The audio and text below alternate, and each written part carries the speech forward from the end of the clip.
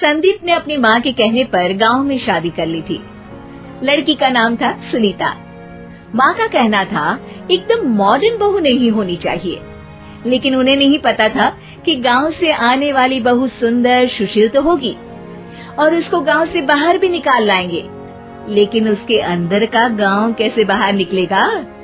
शादी के कुछ दिन बाद, माँ टिफिन तो देना जरा।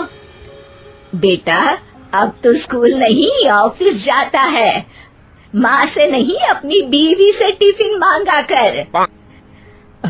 ओके माँ। सुनीता टिफिन ले आओ। एक किलो टिफिन, इसके अंदर पिस्ता डाल दिया है। पिस्ता? पिस्ता क्यों?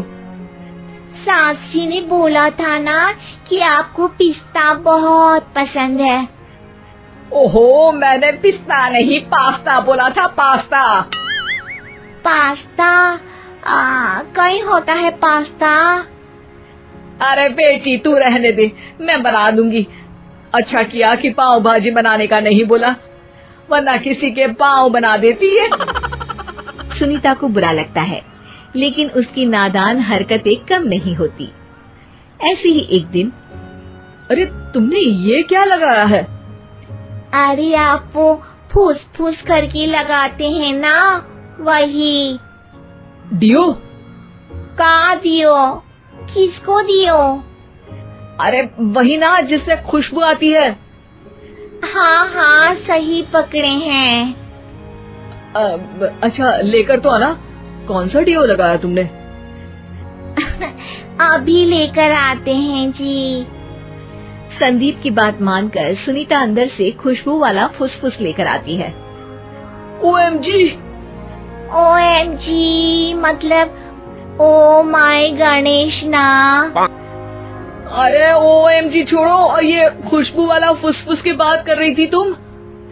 हाँ इसी की, फिर से सही पकड़े हैं। अरे देवी, लेकिन आप सही नहीं पकड़े हैं, ये डियो नहीं है। डियो नहीं है तो क्या लियो है?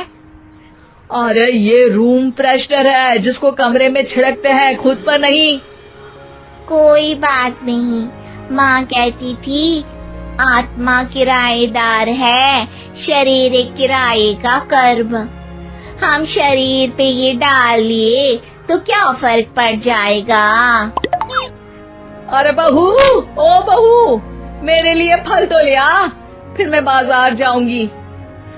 सुनीता अपनी सास के लिए फल लेकर आती है। अरे बेटा, पपीता, तरबूज और सेब फल ऐसे कैसे खा लूं? काट कर तो ले आ। माँ जी, मेरे गांव में तो खेत से उठा के सीधा खा लेते हैं। अरे ये तेरा गांव नहीं है ना। अरे संदीप, तू ही कुछ समझा देना इसको बेटा। मैं कैसे समझाऊं माँ, ये तो माइक्रोवेव को भी भट्टी बोलती है।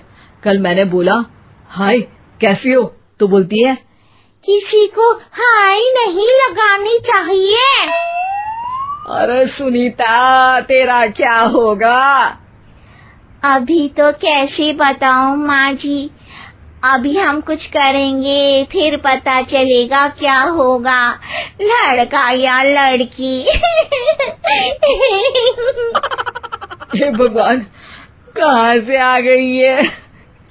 रामपुर से जी, आप ही तो लेकर आए थे मुझे। अरे मुझे माफ कर दो।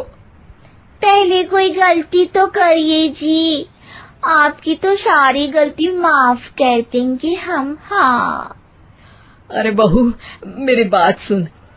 फल यानी कि फ्रूट जब भी लाए ना तो काट कर लाना, ठीक है?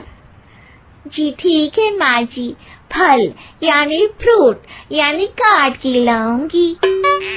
सुनीता रोज ही कोई ऐसी हरकत कर देती जिसकी वजह से उसे घर में दो बातें सुननी पड़ती। एक दिन, माँ, मेरे बॉस घर पर आने वाले हैं शाम को। उनका बर्थडे है, फैमिली साथ नहीं रहती उनके, तो यही पार्टी कर लेंगे। उनको अच्छा लगा तो शायद मेरा प्रमोशन भी हो जाएगा। मैं ना फ्रूट केक लाकर फ्रिज में रख दूंगी और तेरे साथ आज खाना मैं बनाऊंगी, ताकि जब साहब आए तो खाने में कोई गड़बड़ ना हो। शाम को जब सारी तैयारियां हो जाती है, संदीप के साथ बड़े साहब भी घर आते हैं। फ्रूट केक तो ले आना बहू, फिर खाना खाएंगे। अरे इस सब की क्या जरूरत थी, आपने बुलाया वही काफी है। सर, आपका परिवार शहर में नहीं है तो हम ही आपके परिवार जैसे हैं सर। इतने में ही सुनीता फ्रूट केक लेकर आती है और बड़े साहब की टेबल पर रख देती है, और जैसे ही केक के ऊपर का बॉक्स हटाती है, ओह, ये क्या है? केक तो कटा हुआ है, मैं तो ऐसा नहीं लाई थी। आप मुझे शाबाशी दे सकती है माँ जी, मैंने ही केक काट दिया। आपने कहा था ना, फल यानी फ्रूट यानी हमेशा काट के लाना, तो फ्रूट केक भी तो फ्रूट ही है ना, तो मैंने पहले ही काट लिया। हूँ ना मैं समझदार। अरे बहू, ये क्या किया? केक हमेशा वही काटता है जिसका जन्मदिन होता है। तुझे एक बात भी समझ नहीं आती, एक नंबर की बेवकूफ है। पूरा माहौल बिगड़ चुका था। संदीप को लगने लगा था कि साहब उसे प्रमोशन तो दूर की बात है, कहीं डिमोशन ना दे दे, लेकिन साहब बीच में ही बोल पड़ते हैं। अरे कोई बात नहीं, ये इनकी बेवकूफी नहीं है, इनका भोलापन है। बेटा आप कहाँ से हो? रामपुर गांव से। अरे वाह, गांव से? फिर तो आपके गांव में ताजे फल और सब्जियां मिलते होंगे। हाँ, सही पकड़े हैं, हम तो काटते भी नहीं, सीधा खा लेते हैं। मैं ना एक बार तुम्हारे गांव घूमने जरूर चलूंगा। क्यों संदीप, ले चलोगे ना?